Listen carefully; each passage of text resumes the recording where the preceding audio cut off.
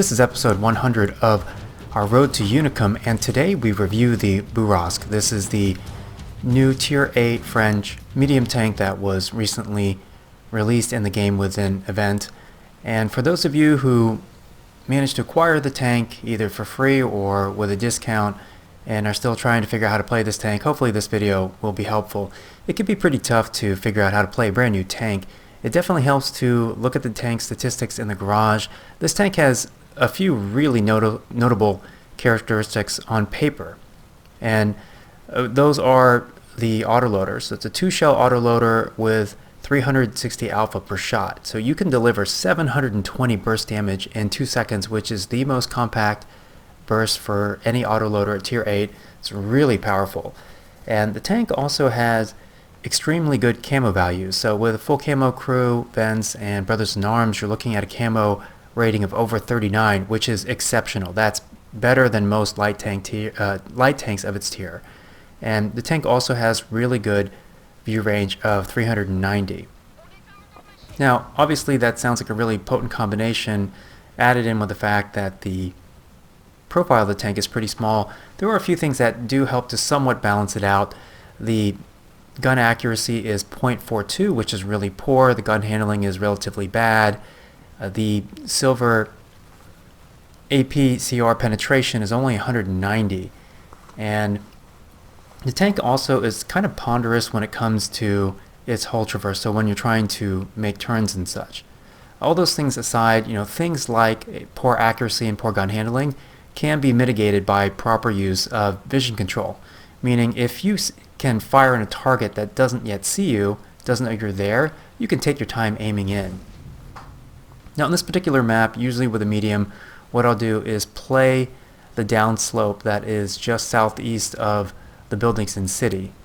And in this case, looking at the lineup, there are a ton of heavies in this match and only a handful of medium tanks on each side. And so in this particular case, I'm opting to play this northwest southeast corridor along the buildings, partly to get flanking fire on any heavies that are riding high up on the ridge in the brawling area, and then also to shoot the tanks that are down here in these various alleyways because there's so many trees, right? Where I can take shots on tanks that are, like I said, riding high on the ridge. Now in a lot of cases, what I would rather do on this map is help us win the middle and then the southeast areas of the map. But like I said, in this case, there are so few tanks, and our T-71DA is kind of like camping in the back. And so, there's really not that much happening on the south side of the map. And this tank, while it's small, because it's slow turning, it doesn't have the agility of like a lot of the faster light tanks and medium tanks. People do play this as a YOLO tank because it has that really big autoloader. What I'd rather do is use vision control like I am here. So I'm taking shots on tanks that are fully exposing the sides of their turret or their hull to me, and I can whittle them down. Now, working with the 2-shell autoloader, it's really easy, especially since there's only a 2-second intra-clip reload time. So you can dump those 2 shells and then bugger off until you can reload the clip. The clip takes about 20 seconds if you've got vents and brothers in arms equipped. Obviously as an autoloader you can't equip a rammer, and so the time is long enough that you can reposition, drop from their view range, seek hard cover, etc. And I have been checking occasionally, see if I can spot any of their tanks. Oftentimes on this map you'll see snipers hanging out like around the F4, F5 area, and in this case that's not happening. You can see like I'm just punishing these tanks repeatedly, and really what they need to do is to stop pushing northeast through the city and come flush me out of mid. But they, despite the fact that I've been spotted multiple times, they refuse to do that. Now the bad thing is that our heavies have been losing the brawling exchanges in the northwest corner of the map, and so I'm going to have to flex over to try to fix this situation. Part of the problem is we don't have any snipers that are along the A lane, so typically you would have some tank destroyers. The smart thing to do if you're a tank destroyer, especially if you're a paper tank destroyer, go up by A5, knock down some of the bushes, knock down some of the trees so that you've got an uninterrupted bush line, and it's even better if you can make it deep so that you can pull back into that bush line where when you look out, the the bushes are solid, so even when you fire, you don't lose camo from some of the bushes in front of you. It's a really powerful trick. I've been noticing people over time gradually picking up on this. Like you'll see it in Redshire, like from the south spawn, people go to the middle ridge and start knocking down a bunch of trees in every direction. I do that because you're basically creating a huge nest for you to hide behind. The really important thing to note is that even though our heavies have lost, what I don't want to do is I don't want to get into a brawling match with them. The moment I do that, a lot of the great benefits of this tank, the camo, the vision control, they're negated when you get too close where tanks that have poor vision can spot you, right? And then remember what I said, this tank has really poor accuracy and gun handling. And so if you go too close to people and they see you, you're going to be forced to try to aim in and fire on them, either stationary and on the move. And if you're stationary, that's going to give them the opportunity to shoot you. Okay, we still haven't cleared out northwest yet, so what I'm going to do, the Super Hellcat is in a really good position. Our Progetto also right now is in a decent position. The only problem is if he continues to push down into the valley and head west toward their spawn, toward their flag, he's going to be putting himself at risk of their arty fire, and their Chimera will be able to shoot down on him. And this is exactly what's going to happen. The Progetto really shouldn't be pushing. If he wants to do something south, what he'd really need to do is go down the zero lane and try to flush out that Chimera. But again, that Chimera, he's not going to be able to get him most likely if that Chimera is playing hull down. So I came back up to this spot. We still have a Russian tank destroyer, which is up here. And it's really important to note too, like even if your team loses the northwest brawling area, if they want to exit and move east along the A, B, or C lanes, they're going to have to do it across open ground, right? And so what you want to do is try to punish tanks when they try to traverse that open ground. If you've got a vision advantage, you can use the bushes to get that first shot advantage to spot for your arty, and then, after you fired, pull back into hard cover. But what you see a lot of light and medium players try to do is they try to YOLO, right? Like our Progetto just YOLO'd. Why? He put himself down in the valley, made absolutely no sense. He threw his tank away. But even in this northwest area, what I've been really careful to do is leverage the ridges, the hard cover, so they can't physically see me or shoot me, except for their arty, and then leverage the bushes so that I get the first spot and therefore the first shot advantage. Super critical concepts. Now I am taking a bit of a risk. The Samoa obviously could clip me out, but because I shot him earlier, I know he's one shot to me or to the Super Hellcat, and even a light splash from arty will finish him off. Again, I want you to think really carefully where you would go in this situation.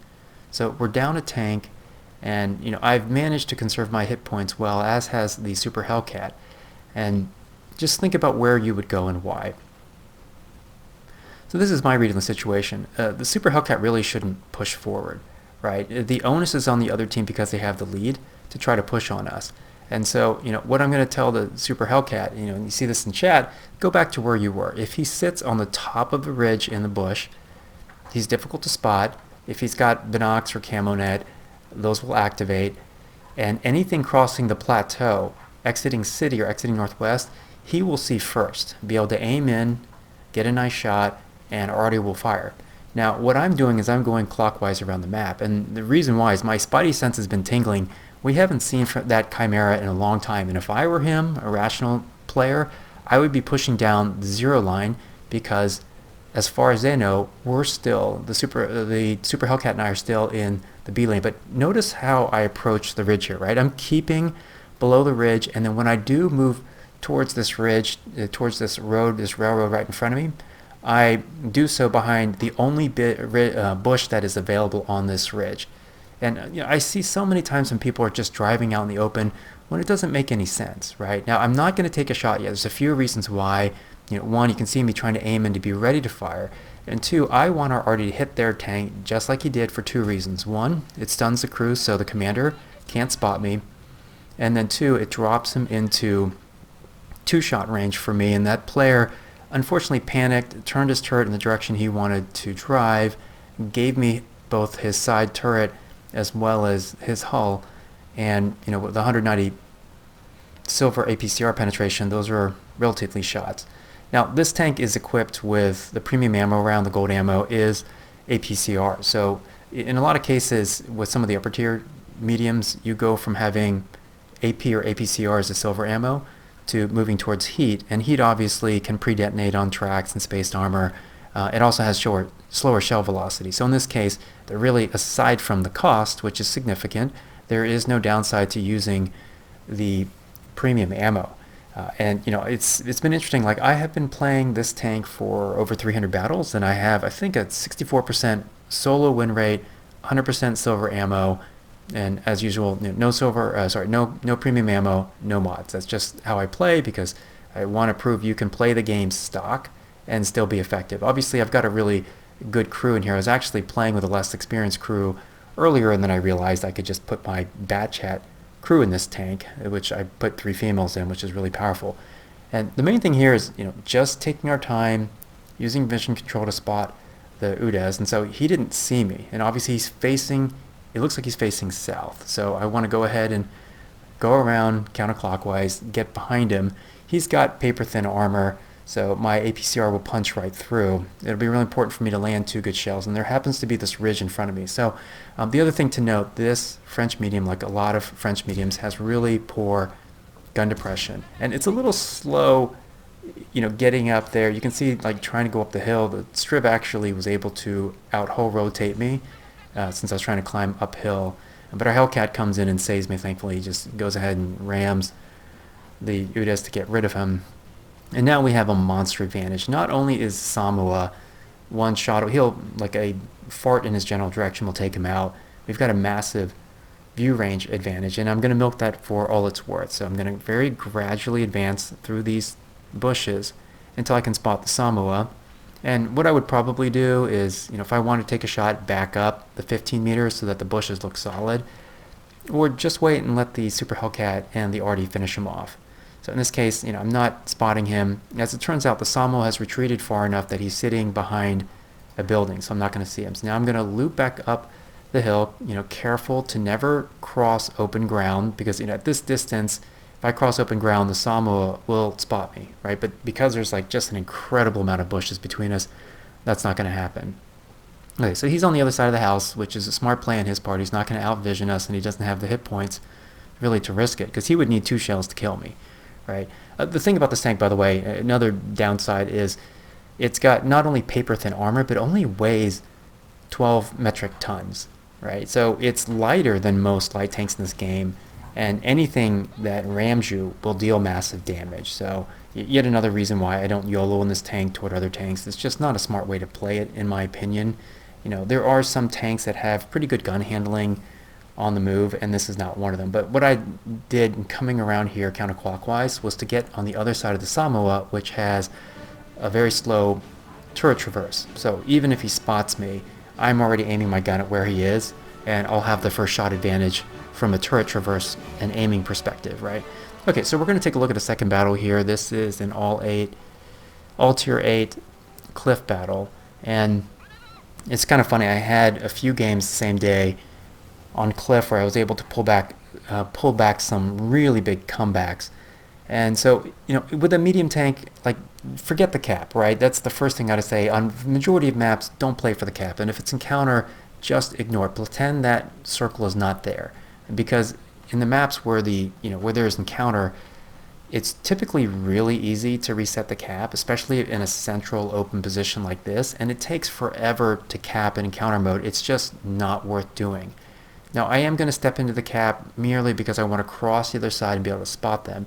And the problem with stepping the cap is I am giving away my location. But you can see I've spotted their tank destroyers that are making their run down to the the K5 shelf, which is a really powerful position. Unfortunately, it looks like both of my shots landed, but I did eat a return shell from the STA, and this 40T is just YOLOing and throws his tank away. The thing you got to be careful is you can use, these bushes, you can spot the enemy, but if some of them are smart, they'll push right to the other side of these bushes and they can proxy spot me, even the heavies that have really poor view range, right? And the other thing to keep in mind is if you're outside of the rocks, you are susceptible to getting shot by Arty. So you got to be really careful here, right? And it looks like this E75 TS is looking in my direction, so I don't really want to risk poking up there if he's going to fire at me. It sounds like he just fired, and you do want to kind of keep track of whether or not opponents have fired, and you can do this by either watching the muzzle of their gun or simply listening, right? Okay, in this case here, this ELC had started to try to climb uphill belatedly, and you got to be really careful. My opinion, I don't usually do the early climb to hill because depending on their position, you can lose, like easily lose half of your hit points as you're climbing up. It's a pretty common thing that people try to do. I don't do plays like that because I find it typically foolishly risky, right? It is powerful if you can get up there, and you'll see me do it later when the timing is right. Now, I did get a pretty solid hit from Artie, so the thing is I've lost like half of my hit points, and so I have to play accordingly. I'm going to be a lot more careful. Now, one big thing to note is that we do have control of the western side of this plateau, right? So I'm going to go ahead and make the run across here, and then hug the rocks so that I can try to minimize my exposure. I don't get spotted in the crossing, which is nice. And what I want to do is go down to where our Progetto 46 is. If you can work the slight slope here, we can get some flanking shots on their tanks that are directly to the east of us, right? This is a really, really smart thing to do. The only thing you need to be careful of is getting counter spotted by their tanks. So I'm taking my time aiming in here. I wasn't expecting to get spotted, but it looks like one of their mediums might have spotted me from that position.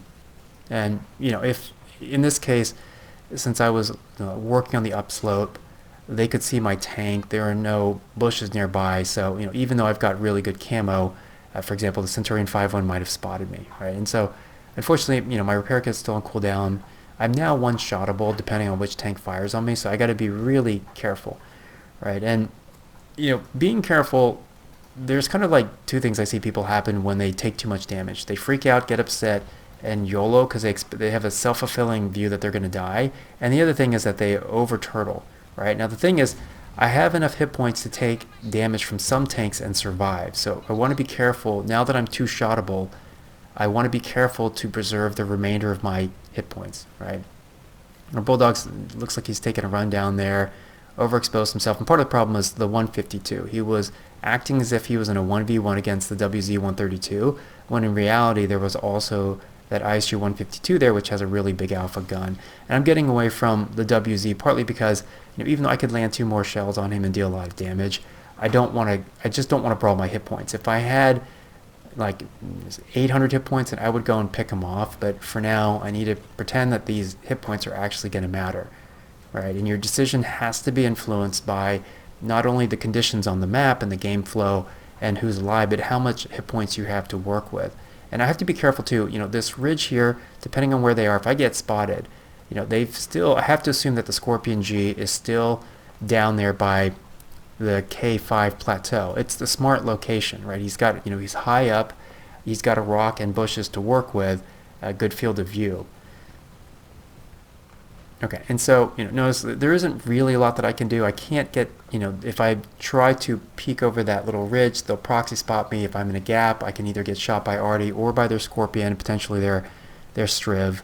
And so I'm having to be patient. Now, what I see here is I'm trying to cross this gap. I would like to climb hill if I can do so without being spotted until I've crossed the gaps and I'm on the upslope, right? Unfortunately, I can't do it. So I'm just being patient here, and this STA2 spotted me, but we weren't able. I was able to fire one shot, a low risk, quick snapshot. Okay, now that the Centurion 5-1 just died, it looks like it could probably cross here without getting spotted, right? And so it's really a matter of timing when you go up to the top of the hill. And remember, even if I get to the top of the hill, I'm still vulnerable to arty fire. But this does help me a lot in terms of being able to spot their tanks. And then one thing that is enormously powerful about being on the top here by the lighthouse is not your ability to fire on tanks that are to the west of the hill. It's your ability to fire down on tanks that are trying to go around the mountain here, right? So I land 2 really valuable shots on that STA2, and then I need to be careful here for a little bit because I'm still lit and I don't want to get artied. Now, peeking from hill, there's some bushes here you can work with. You need to be really careful. If you go down too far to these bushes and you get spotted, so I'm trying to be careful. But if you get spotted here, it's going to take a little bit of time to back up, and in that time I might get shot by their Scorpion. Again, I have to assume he's in the same spot until we spot him somewhere else. And then I got spotted by the IS-2 too. due to there being no cover and I'm really close. So I finish off that STA-2. That was the first tank that had shot me very early in the game, and he had done a really smart thing in going around the lighthouse to flank and finish off our Scorpion. I am a little concerned about they're already firing down on me, so I'm going to just go behind the rock and buy time, partly to drop from their view, but also because I've got this really long clip reload. And then their Striv kind of foolishly ran up to the E5, and so that I got flanking fire on him. Their IS-22 then finishes off our E5, and the thing is, to be really honest, our E5 wasn't in doing anything of meaningful risk to them, right? He's not going to cap it out. They can always stop the cap. They kind of threw themselves against him, giving me flanking fire. Really, the more dangerous tank in the situation is me, right? And that is, I'm the guy the arty should be firing on, etc. Now, our Tiger 2 has gone around and is flanking. But the interesting thing is their Scorpion G did something pretty cheeky. He had actually gone around clockwise off the shelf, and he finishes the Tiger 2. But he makes a huge mistake here. Remember, after you've been spotted, you're lit for about 10 seconds, right? And in those 10 seconds, he further drives into my view range where I can easily spot him. He's got very poor view range on the move, right? Most Scorpion players are going to equip binoculars. And so, from the time he killed the Tiger 2 until I killed him, that entire time he was lit, either initially by the Tiger 2 and then by me. The smart thing for that Scorpion 2 after killing would have been to seek hard cover until he drops some view range, so he can't get sniped by me because they know I'm on the hill, and so he can't get hit by our arty, right? And then if he wants to progress into cap, he could, although I think in his case, because he knows on hill, what I would have done as a Scorpion 2 is push north along the 1-2 line, spotted the Tiger 2, or finished him. Now, the tricky thing for me is I don't want to get into a brawl with the IS-22, right? It's just too risky. And, if I can, I'd rather try to find some way to get around him or to use vision control. Okay, so going to get spotted. We're going to spot each other there. It's too close. And then what I'm going to do here is make it look like I am going clockwise around the mountain, right? So it sounds like they already just fired on me. It missed. But what I actually want to do is I'm going to loop around now, right? And so I have a couple of different options or plays I could do here. The really obvious one would be to push down their one line and go after their arty, right? And so I probably should ask you guys the questions. What would you do in this situation? What I'm not going to do is try to YOLO rush the IS-22 and kill him, because I'm giving him a really easy chance to shoot at me or for their arty to finish me off, right? And with the paper thin armor on this tank, arty is just really bad news. So there's two things that I want to do here. The first thing, which I think I was thinking at the time, was to go up on the F3 shelf and see if I can get some flanking fire, spot the IS-2, get some flanking fire on him. And the other thing that I can do, see, I'm clicking K1, right? And so it looks like I was thinking, let's go clear off that arty first, and then I'll have the rest of the map to work with. But as it turns out, their arty had moved over here. Now, you could definitely argue he should have exited his base, right? Assuming that I'm coming after him. And so if I were in his shoes, what I would have done is move to the east from their spawn so that I'd be directly south of their IS-2, get up on that shelf where the Scorpion originally was, or somewhere over there, so that in order for me to get to them, I've got to drive past or near the IS-2, right? So if you play arty, this is a really simple thing. You should always position yourself so there are people friendlies between you and the enemy. It's a common sense positioning thing, right? And so he didn't know that I was going to the F3 shelf, but as a Unicum, that's the most obvious play, right? I could try to go east around the lighthouse, and that's what I faked them to make them think I was doing that. But the problem is that once I get down to like the 8 lane, it's all exposed ground, and the IS-22 will spot me, right?